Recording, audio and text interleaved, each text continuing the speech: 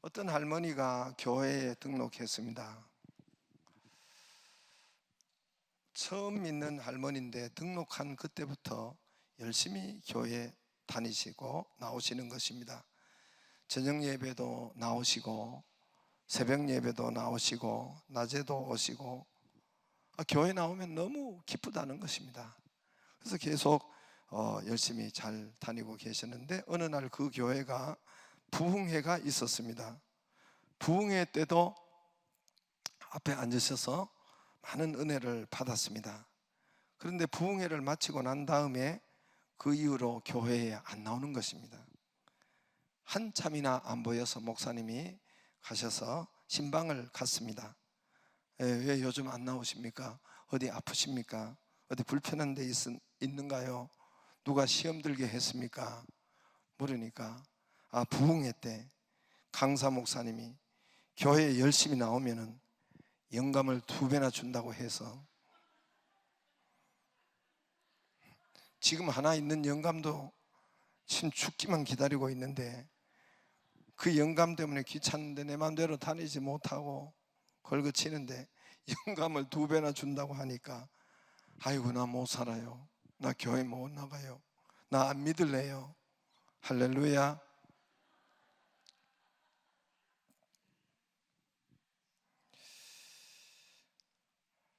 오늘 제자들에게 큰 풍랑이 있었습니다. 이 갈릴리 바다의 풍랑은 여러 번 있었습니다. 성경에 여러 번 기록되어 있습니다.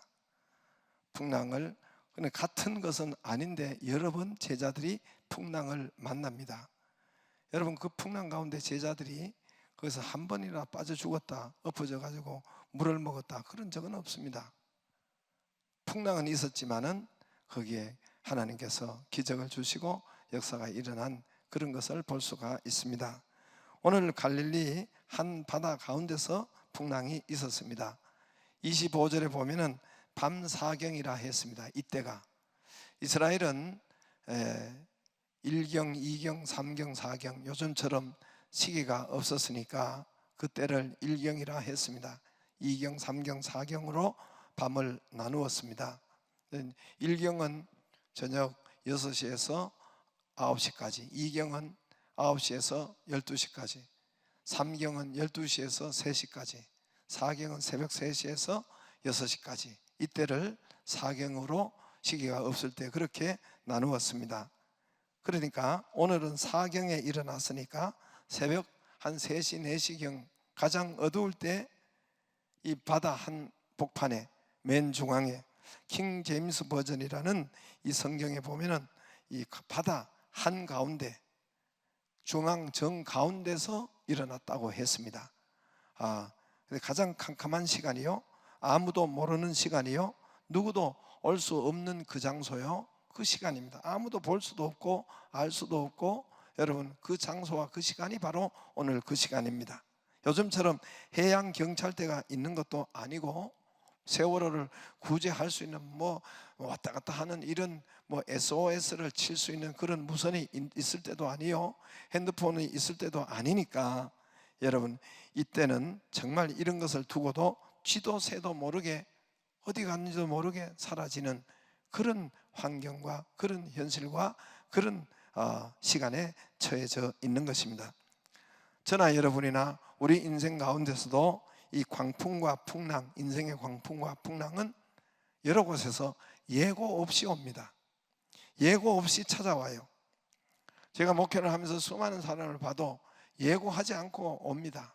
어느 날 갑자기 응급실에 실려가고, 갑자기 큰 병원에 가보라고 하고, 갑자기 정밀 검사 해보라고 하고, 갑자기 암이라고 하고, 갑자기 주위 사람이나 가까운 사람이 죽기도 하고 사별하고 가정 이렇게 있고, 갑자기 배신을 때리고, 예상되지 못하는 갑자기 어느 날 갑자기 코로나19가 확 밀어 닥쳤잖아요. 이런 날이 올 줄은 몰랐지 않습니까? 이런 세상이 있을 줄은 알았겠습니까? 갑자기 확 들어닥친 것입니다. 예고가 없습니다. 갑자기 부러지고, 갑자기 아프고, 갑자기 망하고, 갑자기 사고나고, 갑자기 떨어지고, 갑자기 안 되고. 어떤 분은 제게 그러더라고요. 뉴스나 방송에서만 있는 줄 알았는데 그것이 제게 왔어요 그러더라고요. 뉴스와 방송에만 듣던 것인데 그것이 내게 임했다고, 내가 지금 그러고 있다고 그러더라고요. 여러분, 오늘 제자들에게도 갑자기 역풍이 분 것입니다. 거슬린다는 것은 원래는 이렇게 불어야 되는데 갑자기 역풍이라는 이런 돌풍이 24절에 불었던 것입니다. 누가 올 수 있는 시간도 아니에요. 누가 올 수 있는 장소도 아니고 누가 볼 수도 있는 낮도 아니고 어디에서 뭐 흰 깃발을 흔들고 이렇게 할 수도 있는 것도 아니고 새벽 3시나 4시니까 살 길이 없는 듯 했어요. 빠져나갈 길이 없는 듯 하였습니다. 여러분, 가장 어두울 때였습니다.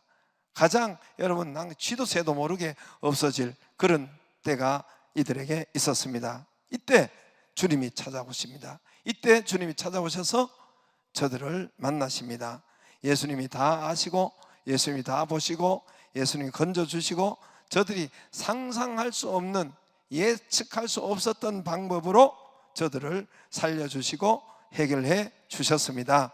할렐루야.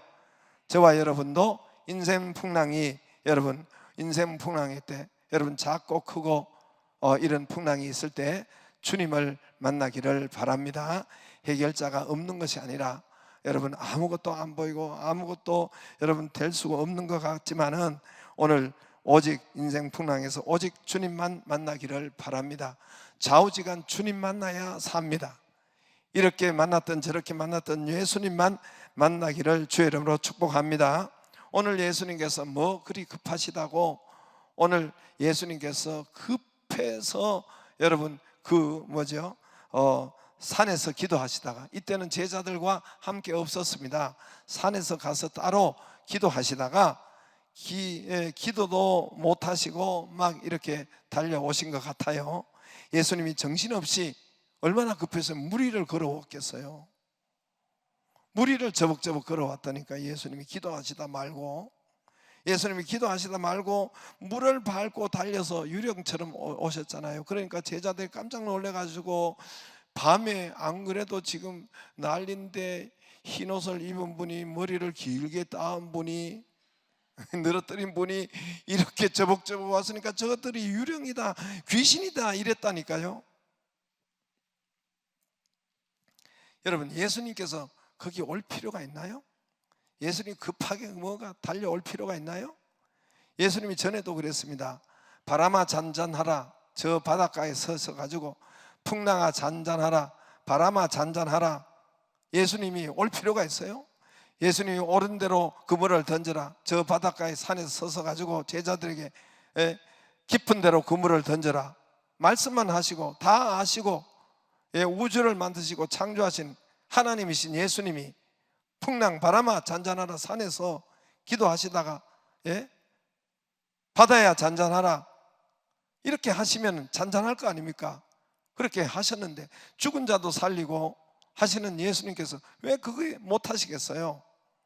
그런데 뭘 그리 급해서 이 현장까지 오시고 풍랑을 밟고 유령처럼 쇼를 하잖아요. 쇼맨십이 보통이 아닙니다. 예수님이 풍랑을 밟고 오셨다니까요, 급해서. 여러분, 그리고 이 새벽에 왜 그렇게 그 현장으로 귀찮게 이렇게 오셨을까요? 그냥 바람만 말씀만 하셔도 되는데 이 현장에 왜 그렇게 하셨을까요? 오셨을까요? 왜 이렇게 하셨을까요? 왜 이렇게 하신 것 같아요? 거기 계셔도 충분히 하실 수 있는데, 충분히 잔잔하게 하실 수 있는데, 충분히 자연을 움직일 수 있는 분이 왜 이렇게 직접 오셨을까요? 왜 이렇게 풍랑을 밟고 오셨을까요? 저와 여러분에게 이 한 가지 사실을 알려주기 위해서 오신 것입니다. 우리 풍랑 현장에 거기 우리만 알고 나만 있는 것이 아니라 그 예수님이 함께 계시다는 것을 알게 하기 위해서. 할렐루야. 예수님이 거기 반드시 함께 계시다는 것을 보고 알게 하기 위해서. 그리고 예수님은 이 풍랑이 있는 것을 다 안다는 것입니다. 풍랑이 있는 것을 다 알고 현장을 다 보고 그 고통을 다 안다는 것입니다. 해결자가 있다는 것을, 아무도 없는 것이 아니라, 아무도 모르는 것이 아니라, 이건 절대로 해결할 수 없는 것이 아니라 거기에 예수님이 계시다는 것, 함께 계시다는 것, 예수님이 다 아시다는 것. 할렐루야. 그래서 주님이 그 계시니까 손을 뻗치라는 것, 주님께 간구하라는 것, 손을 내밀라는 것, 주님께 도움을 간청하라는 것입니다. 주님을 찾으라는 것입니다. 할렐루야. 주님이 거기에 계시니까, 가까이 계시니까, 함께 보시고 계시니까 주님께 도움을 요청하라는 거예요. 주님의 간구하라는 거예요. 할렐루야. 앞에서도 제가 이번에 심야 기도에 또 말씀드렸습니다마는, 여러분 시골에 가면은 추수할 때 도리깨라고 있습니다.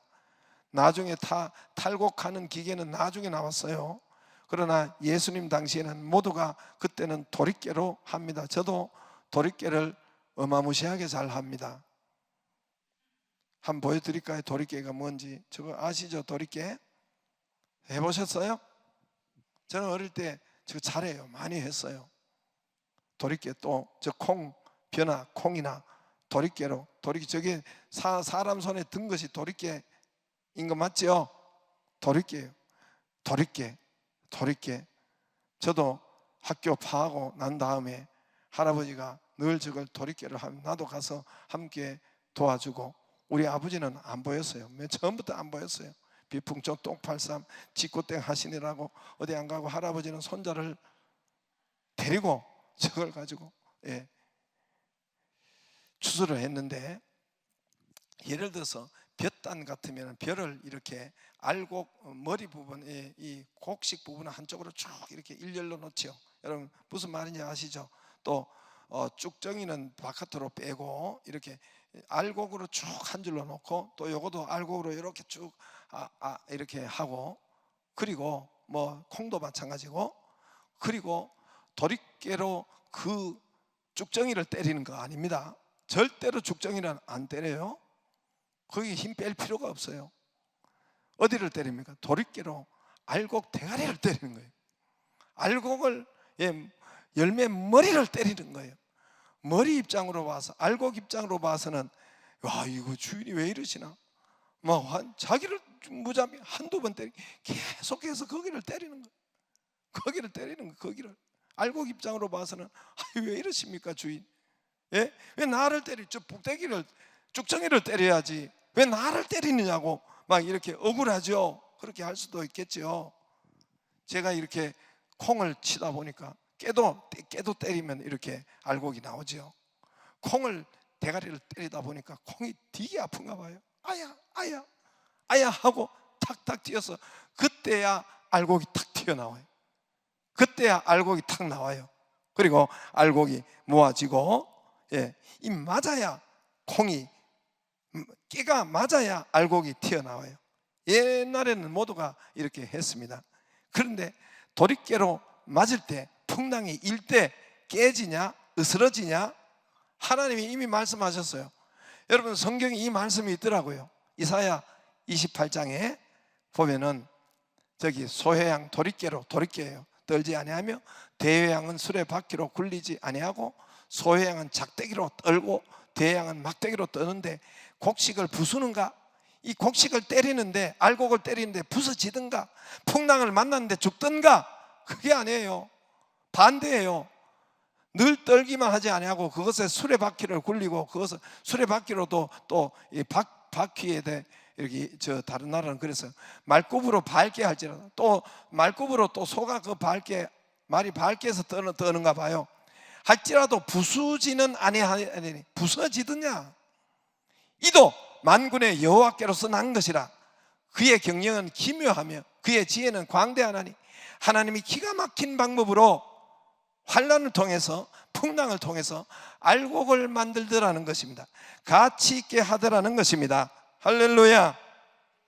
풍랑, 도리깨 이런 것은 연단과 환난을 통해서 알곡이 나타나는 것입니다. 알곡이 그때야 나타나요.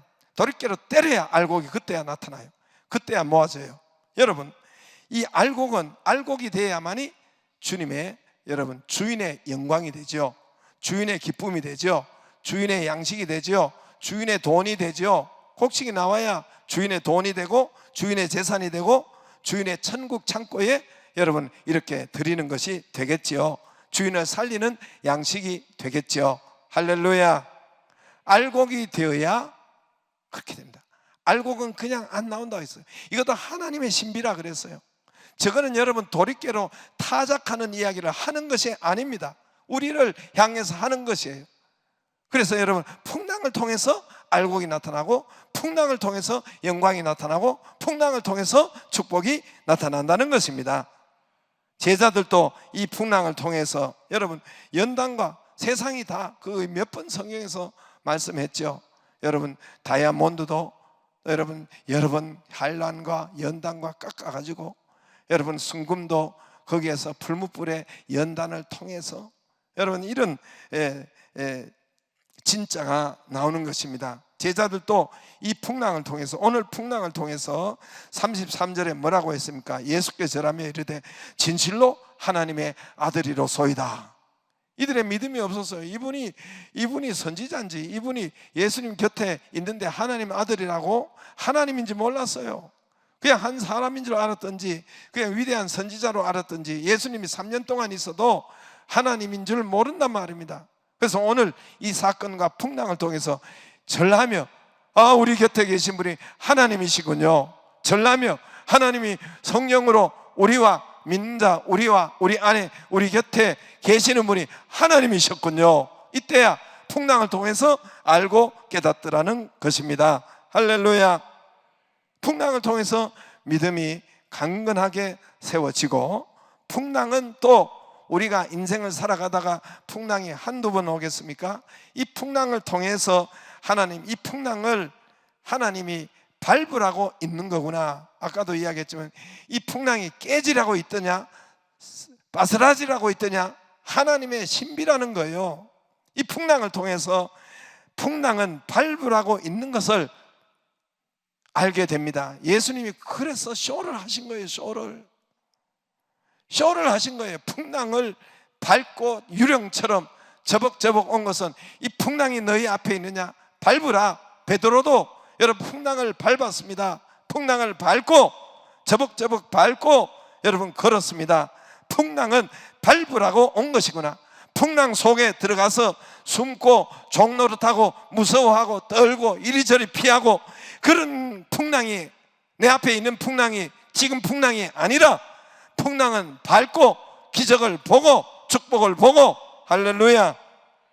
오늘 성경에 만방에게 알리는 이런 풍랑이, 그래서 내 앞에 풍랑이 기적을 주시려고, 축복을 주시려고, 더 큰 능력을 주시려고 풍랑이 여기에 왔구나.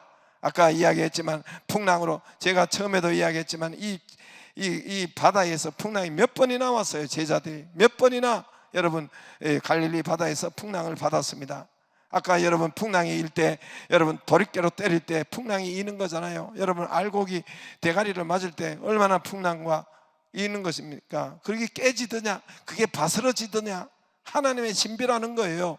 그걸 통해서 기적을 이루고, 그걸 통해서 능력을 주시고, 그걸 통해서 주인의 기쁨이 되고, 그걸 통해서 주인의 재산이 되고 영광이 되더라는 것입니다. 할렐루야. 그러므로 여러분, 풍랑에, 똑같은 풍랑인데 오늘 베드로는 풍랑을 한 번은 밟고 여러분 그 저벅저벅 걸었어요. 그러나 똑같은 풍랑, 같은 장소, 같은 위치, 같은 바다, 같은 시간인데 한 번은 뭐죠?